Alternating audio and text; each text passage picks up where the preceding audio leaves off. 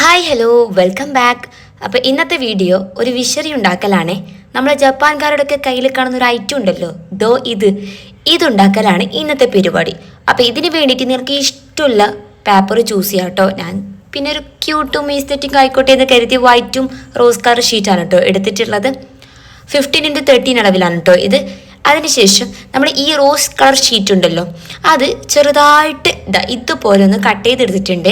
ഇനി കട്ട് ചെയ്ത ഓരോ പീസസും നമുക്ക് നന്നായിട്ട് ഗമ്മ് ചെയ്തിട്ട് ഈ ഒരു വൈറ്റ് പേപ്പറിലോട്ട് അങ്ങ് ഒട്ടിച്ചു കൊടുക്കാം.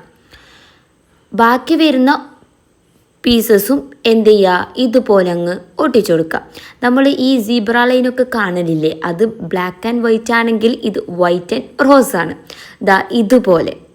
ഓക്കെ, ഇനി നമ്മൾ ചെയ്യേണ്ടത് വീഡിയോയിൽ കാണിക്കുന്നത് പോലെ രണ്ട് സൈഡും അപ്പുറം ഇപ്പുറവും ആയിട്ട് എന്ത് ചെയ്യുക, മടക്കിയെടുക്കുക. ഇതുപോലെ. ഇനി ഒരു റബ്ബർ ബാൻഡോ അല്ലെങ്കിൽ ഒരു ത്രെഡോ എന്തോ ആയിക്കോട്ടെ എടുത്തിട്ട് ഇതിൻ്റെ സെൻറ്ററിലായിട്ട് ഒന്ന് കെട്ടിക്കൊടുക്കുക. ഓക്കെ, അപ്പോൾ നമുക്ക് രണ്ട് ഭാഗമായിട്ട് കിട്ടിയിട്ടുണ്ട്. ഇനി ചെയ്യേണ്ട കാര്യം എന്ന് വെച്ചിട്ടുണ്ടെങ്കിൽ ഇതൊന്ന് നന്നായിട്ട് പ്രസ് ചെയ്ത് പിടിക്കുക.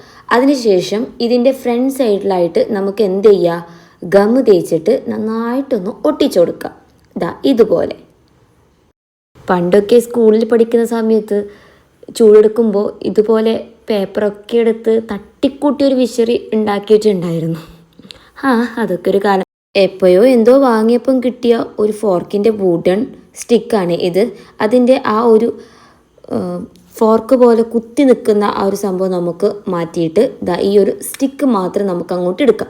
അതിനുശേഷം ഈ ഒരു വിഷറിൻ്റെ സ്റ്റാർട്ടിങ് ഭാഗം ഉണ്ടാവുമല്ലോ രണ്ട് സൈഡിലായിട്ട്, അവിടെ എന്ത് ചെയ്യുക, ഇതുപോലെ എന്ത് ചെയ്യുക, ഒട്ടിച്ചു കൊടുക്കുക.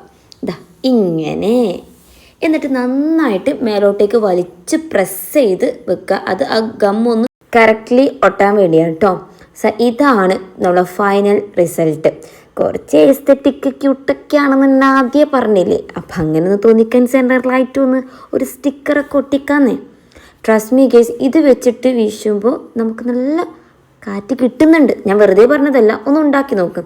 അപ്പോൾ വീഡിയോ ഇഷ്ടമായെങ്കിൽ സബ്സ്ക്രൈബ് ചെയ്യാനും ലൈക്ക് ഷെയർ കമൻറ്റ് ചെയ്യാനും മറക്കല്ലേ. ബൈ.